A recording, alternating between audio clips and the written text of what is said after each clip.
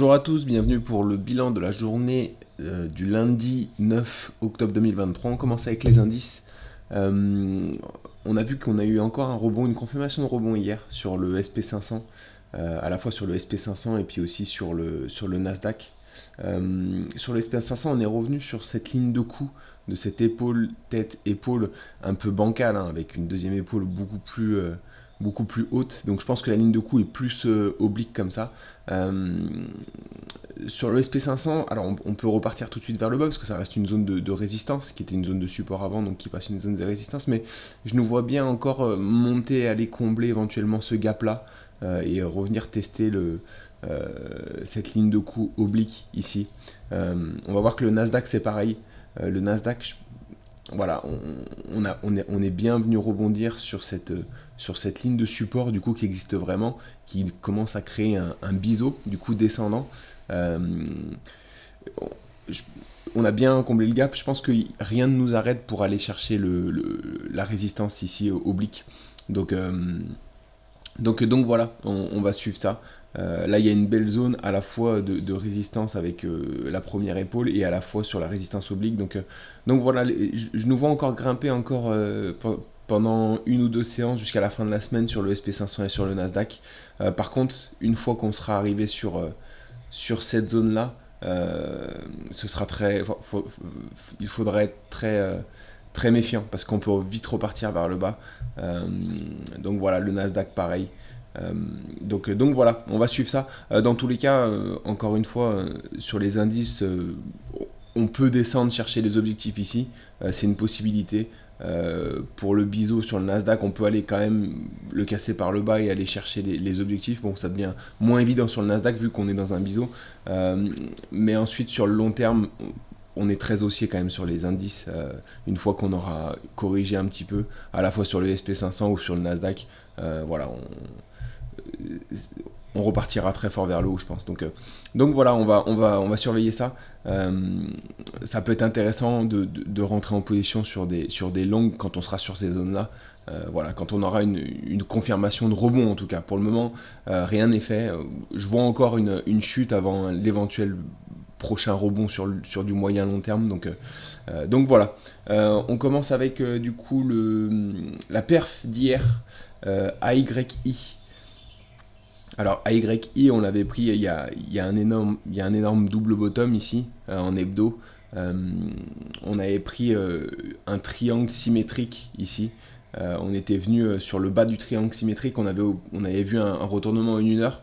On avait cassé le triangle symétrique par le haut et on est venu atteindre les objectifs du triangle symétrique. Alors on avait mis un stop loss juste ici parce qu'on commençait à pousser assez fort.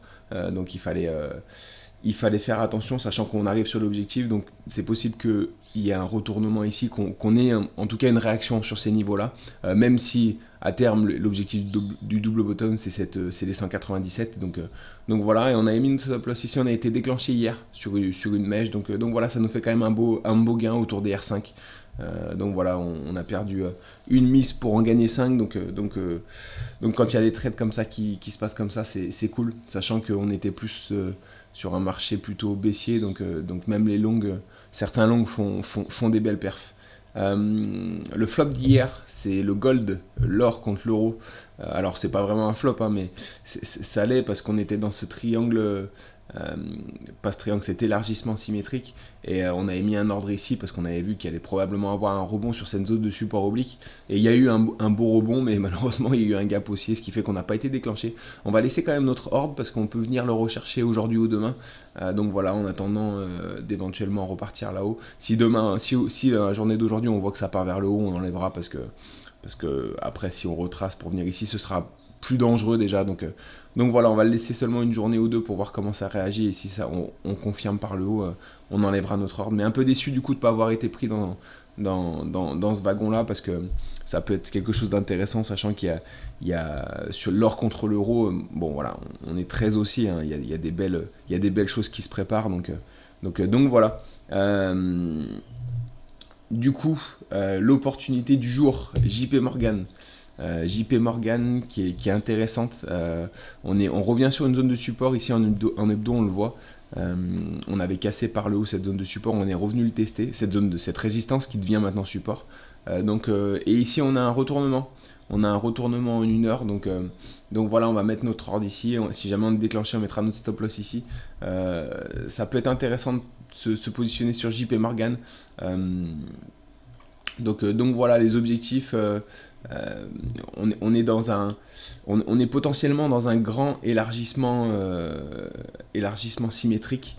Donc voilà, là, visiblement, si on repart vers le haut, on fera peut-être ce qu'on appelle une rotation partielle, c'est-à-dire qu'on n'est pas venu rechercher le bas de l'élargissement, mais voilà, on fait une rotation à mi-chemin, ce qui nous mènerait vers ces objectifs ici, voilà. Sachant que cet objectif-là est obsolète, c'était l'objectif de cette figure ici, de ce triangle ascendant. Donc voilà, maintenant qu'on a fait un pullback, mais un peu long dans le temps pour pouvoir prétendre rejoindre cet objectif-là, même si l'objectif de l'élargissement sera à peu près à la même hauteur. Donc voilà, on va quand même suivre ça.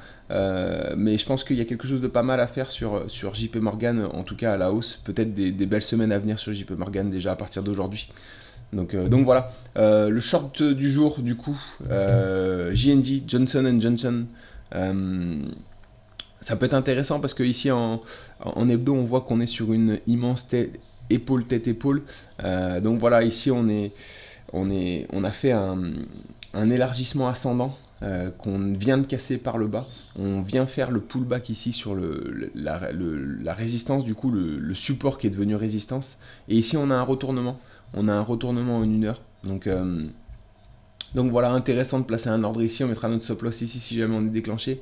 Mais ça peut être intéressant de se mettre sur JP Morgan parce que les objectifs déjà de cet élargissement haussier sont autour des 149, donc du R5, et ce qui nous mènerait à cette ligne de coup en hebdo. Donc voilà, et si jamais on casse par le bas, par contre on viendrait vers les 127. Donc voilà, il y aurait vraiment des beaux objectifs ensuite si on est pris dans le wagon.